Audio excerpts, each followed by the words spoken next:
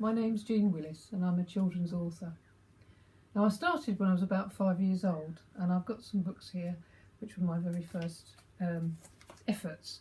And the first one is called Cats Can Be Perfect Pets, and it's non-fiction, and I wanted it to look very real, so I've sewed it all together with cotton, which I stole from my mother's needlework box. And some of my very first illustrations, which probably shows why I don't illustrate nowadays. I loved writing poetry. Mum always used to read me poetry. It was much too old for me, but even if I didn't understand the words, I really liked the rhythm. And also, though I'm not religious, the hymns at school had a certain rhythm that seemed to embed in my head, and I started writing poems at a very early age. In fact, before I could write, I just used to make them up. So this is my first book of poetry. Now my granddad was quite a great influence. He was out in Africa during the First World War, and he was always telling me stories. He used to look after me quite a lot because my mum had to go to work. And one of the things he told me about was a little green monkey, which I didn't really believe existed, but it turns out that they do. And I wrote a first chapter book about that. There it is in lovely lead pencil. And I also got a John Ball printing outfit for my birthday that year, and it just happened to have a monkey in it, which was very handy. My dad used to work in a stationery, organising the stationery when he was a teacher, and he used to get me all the paper and the sticky back bits to bind things with. And again, I sewed it all up down the middle because I thought it looked more professional. Now if you look here, this always makes me laugh because actually used to be a library ticket in there. I made a library ticket because there weren't many things to play in those days, and I had an older sister and we used to play libraries, and she used to come into my bedroom, which was the library, and take out one of these books, one of the books that I'd written, and if she didn't bring them back I used to fine her.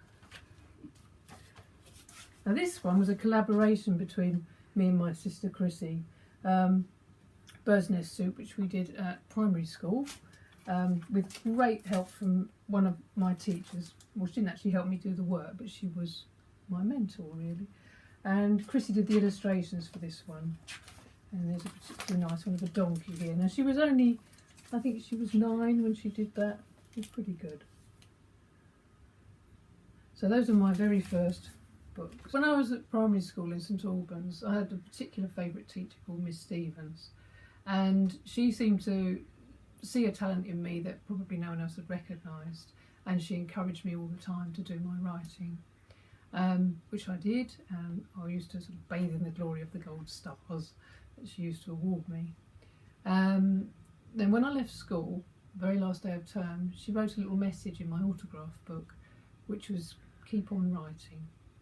And I was so sort of flattered that she would think that I could, that I have. I just went on and did it. I thought, well, she believes in me, I'm going to go and do it.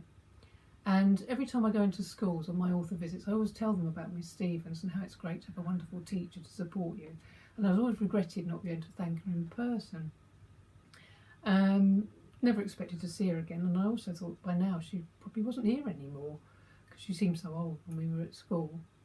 But then out of the blue, I got an email from her. She'd bumped into another teacher in Morrison and said, "Did you know your former pupil, Jeanne Willis, is now an author?" She didn't know that, but she looked me up on the website and said, "Oh, I'm absolutely thrilled. Knew you'd make it. Would you like to come round to tea? I still live in St Albans." So I went round there expecting to find a really ancient old lady. And this gorgeous, sprightly woman opened the door, and it was Miss Stevens. And I said, "I hope you don't mind me asking, but how old were you when we left school? Because we thought you must be coming up to retirement." She said, "I was 26. Anyway, she shot upstairs and said, "I've got something to show you." And she came down and she had this little file with the old Wheatfields logo on it. And inside there was a story that I'd written in her class 50 years ago. She kept it all those years.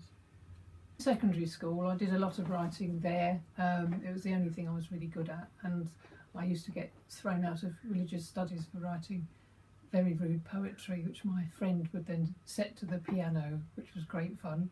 So I had a bit of a reputation for writing lewd verse, but also some serious stuff as well. Obviously when you're going through your teens, you have all sorts of emotions you want to get out on paper, which I did. Then when I left, I wasn't really sure what I wanted to do. We had a careers afternoon, and in those days there weren't that many careers for girls, particularly ones who wanted to write, and we were told we could either be teachers or nurses. And when I said I didn't really want to do either of those things, having had teachers for parents, I looked up in the Penguin Book of Careers, and it said you could be a journalist or a copywriter. So I thought, oh, I'll have a go at copywriting, not least because there was a course in Watford, and my dad said it would be a waste of time me going to university, as I would only get drunk and read Lord of the Rings.